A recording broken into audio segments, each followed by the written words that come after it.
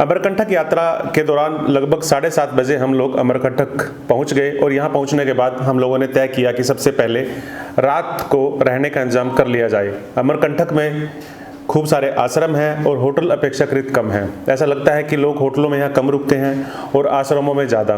तो हमने भी यही तय किया कि हम आश्रम में रुकेंगे, क्योंकि यहाँ जितने भी होटल थे वो बहुत महंगे थे और हमें नहीं लग रहा था कि जितना वो किराया ले रहे हैं इतनी सुविधा वो अपने होटल में उपलब्ध करा रहे हैं। लिहाजा हम लोगों ने डिसाइड किया कि किसी एक आश्रम में हम कुछ कमरे किराए पे ले लेते हैं और अगले कुछ दिनों के लिए वहीं पर अपना पड़ाव डाल देते हैं।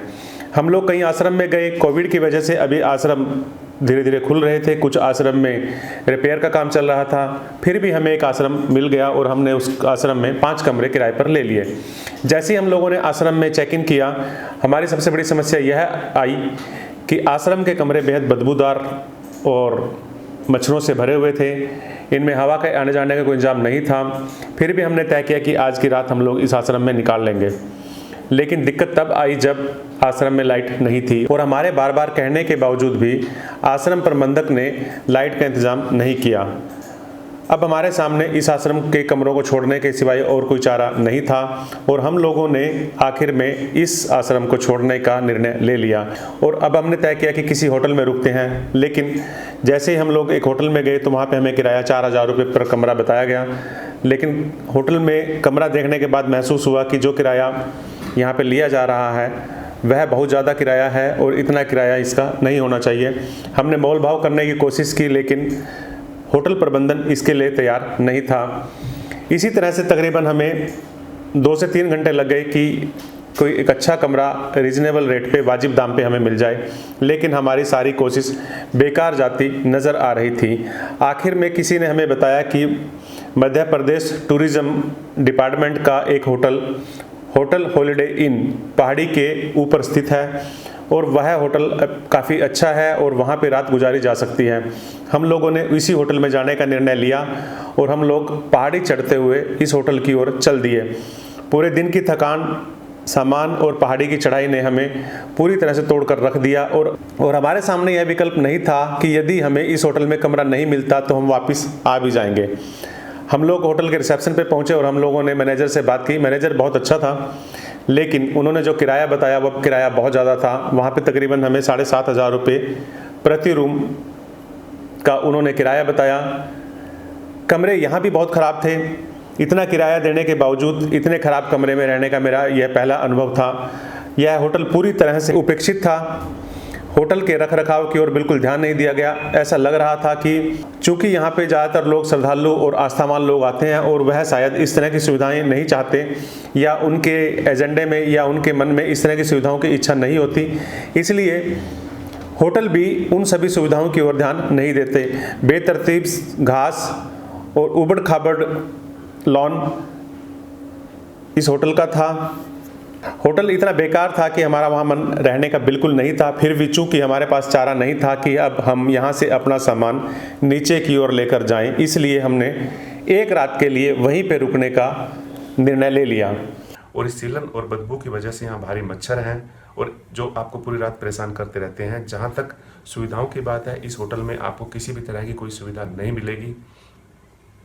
यहाँ के वेटर आपकी बात नहीं सुनते।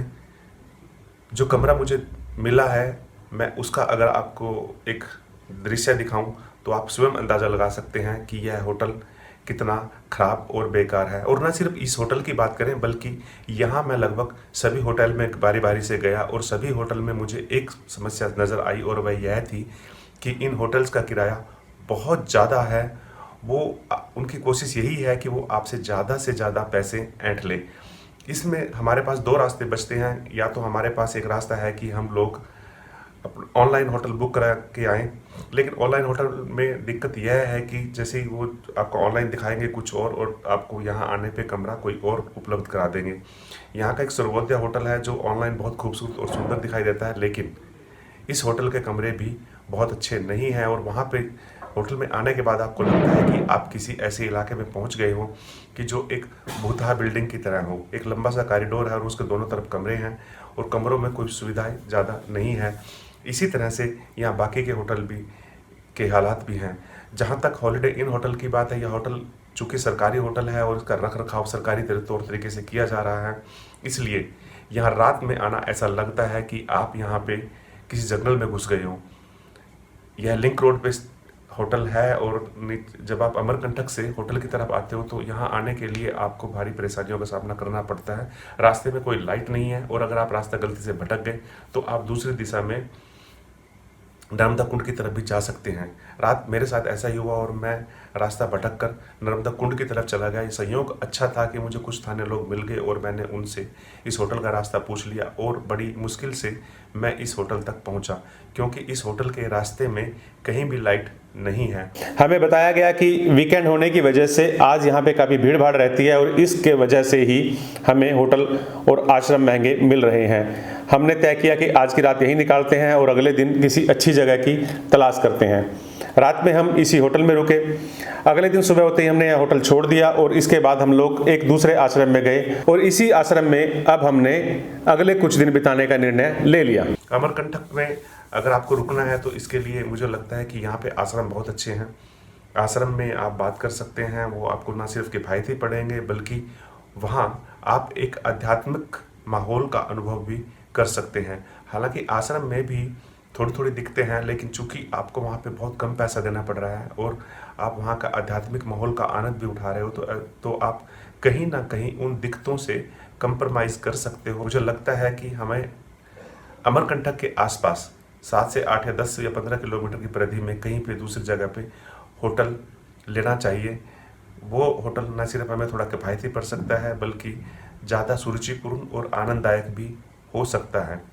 लेकिन वहाँ एक दिक्कत यह है कि वहाँ के लिए आपको आने जाने के लिए या तो टैक्सी हायर करनी पड़ेगी या फिर ऑटो की सुविधा लेनी पड़ेगी। अगर आपके पास अपना वाहन है तो आपको कोई दिक्कत नहीं है, लेकिन अगर आपके पास अपना वाहन नहीं है तो मेरी सलाह यही है कि आपको अमरकंटक में आश्रम के आसपास या आश्रम में ही रुकना चाहिए। चूँकि आश्रम में रुकने से आपके कई फ़ायदे हैं, न सिर्फ आपका पैसा बचता है बल्कि आप मंदिर के बहुत नज़दीक रहते हो और बड़े कम समय में आप मंदिर तक आराम से पहुंच भी सकते हो।